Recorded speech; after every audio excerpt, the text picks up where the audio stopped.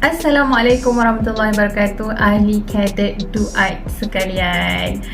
Motivasi dalam beribadah, itulah tajuk yang kita akan bincang hari ini. Rata-rata semua orang yang bersekolah di sekolah-sekolah Muslim mungkin belajar macam mana mutaba'ah amal yang biasa kita lakukan. Tapi selepas waktu persekolahan, boleh jadi kita terlajak perahu ataupun tertinggallah banyak-banyak benda yang amalan yang biasa kita lakukan sebelum ini. Itu adalah satu perkara yang biasa tetapi tak boleh dibiasakan.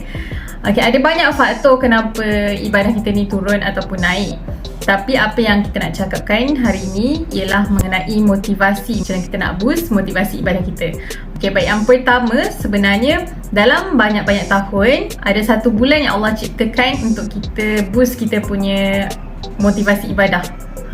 Bulan apa tu? Bulan yang terbaik dalam banyak-banyak mana bulan yang ada Allah ciptakan, iaitu bulan Ramadan lah. So semakin menghampiri bulan Ramadan, sebenarnya banyak amal ibadah sunnah yang Allah galakkan kita buat. So waktu tu kita akan ada satu sekolah yang mana kita akan automatically banyak baca Quran, banyak solat malam dan juga berpuasa. Bila kita makin banyak beramal, makin banyaklah yang kita boleh disiplinkan diri untuk tingkatkan amalan yang kita nak capai. Yang kedua, secara sejujurnya benda yang menyebabkan kita rasa boost amalan kita ialah mengingati matilah.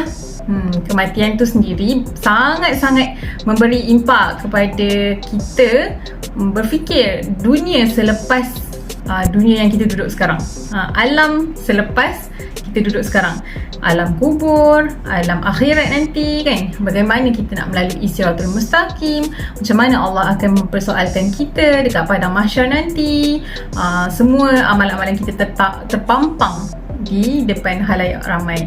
So mengingati alam selepas alam dunia ini boleh menyebabkan seorang itu lebih khusyuk dalam solat ataupun rasa macam cepat-cepatlah nak solat sebab rasa tak lama lagi dia akan matilah. Okey, itu yang kedua. Yang ketiga, bagi Kak Azhar yang pernah mengalami banyak ujian hidup lah. Tak tahulah orang lain memang ada ujian masing-masing kan. Tapi bagi Kak Azhar yang pernah melalui ayah meninggal dunia, anak sendiri meninggal dunia, nenek dalam satu rumah pun meninggal dunia. So 3 orang dah meninggal dunia dalam satu masa, maksud dalam beberapa tahun yang rapat-rapat. So jadi kita rasa ujian-ujian itu sendiri adalah satu rahmat ataupun rezeki yang Allah bagi kat kita sebagai satu petanda untuk kita lebih rapat kepada Allah. So apa yang Allah bagi kat kita ujian-ujian ni, cakaplah Alhamdulillahirrabbilalamin, sebab ujian tu sendiri Allah bagi kita sakit apa semua untuk kita lebih mengingati Allah. Seterusnya, untuk orang yang sibuk sangat-sangat, macam Kak Azhar sangat sibuk lah kan, dengan masaknya, dengan anak-anak pergi sekolah, dengan menguruskan bisnes dan sebagainya. Kak Azhar memang akan buat journal.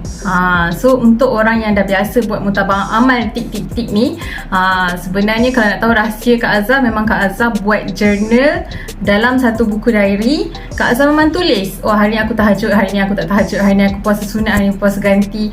Memang tulis, sebab bila kita tulis, kita nampak apa yang kita dah buat dan apa yang kita belum buat lagi, belum capai. So setiap bulan ataupun setiap hari kita ada target apa benda yang kita nak capai pada minggu tersebut. Pernah ada satu zaman tu Kak Azhar susah sangat nak berdisiplin dalam membaca Al-Quran. So apa yang Kak Azhar buat? Kak Azhar ambil cikgu Al-Quran. Sekarang tu belajar macam mana cara nak membaca Al-Quran kita talaki, dan dalam masa yang sama memperbaiki bacaan Al-Quran tersebut. So dapat tambah ilmu, dapat motivasi, cikgu pun paksa kita baca. So nak tak nak akhirnya khatamlah kita Al-Quran dalam masa 2-3 bulan macam tu lah. So ada orang dia suka study seorang-seorang, ada orang suka study group. So untuk orang yang sibuk macam Kak Azhar memang tulislah apa benda yang Kak Azhar nak capai secara persendirian. Tapi Kak Azhar kena juga rasa macam dah tahu, dah kenal diri, memang kena study group lah, kena buat secara berjemaah. Sama ada pasangan kita memang kena tahu apa amal ibadah kita yang terkini dan apa yang kita nak capai kemudian. Yang kedua, memang cari cikgu, cari kawan-kawan, cari grup-grup jemaah, buat kelas Al-Quran mingguan, mengajar orang. Ada orang dia pandai setelah dia mengajar orang. So itulah curi-curi hobi, kita panggil hobi, untuk meningkatkan ibadah kita. Okey, apa yang pasti ialah dalam membuat sebarang ibadah, kita jangan berlengah-lengah. Kalau kita rasa nak buat baik, kita buat je baik. Kita nampak ada sampah, kita rasa nak kutip, jangan fikir 2-3 kali kita nak kutip ke tak. Kita nampak ada mangsa banjir yang perlukan bantuan, kita terus je turun. Apa benda yang kita boleh buat selagi kita free, kita terus buat kebaikan tersebut. Sebab apa? Dalam hadis daripada Abu Hurairah radhiyallahu anhu bahawa Rasulullah SAW bersabda, bersegeralah mengerjakan amal-amal soleh kerana akan berlaku satu fitnah seperti malam yang sangat gelap. Dalam keadaan itu terdapat juga orang yang di sebelah paginya sebagai seorang mukmin dan sebelah petangnya kafir. Begitulah sebaliknya. Di sebelah petang mukmin, di sebelah paginya kafir. Dia menjual agamanya kerana kepentingan dunia yang sedikit. Ini hadis riwayat Muslim.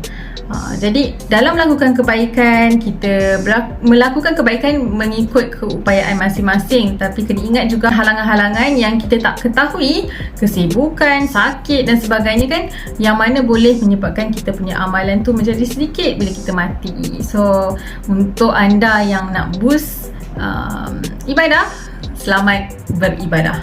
Tak semestinya ibadah itu di atas sejadah. Yang penting apa yang ada dalam hati kita, ikhlas untuk mencapai redha Allah.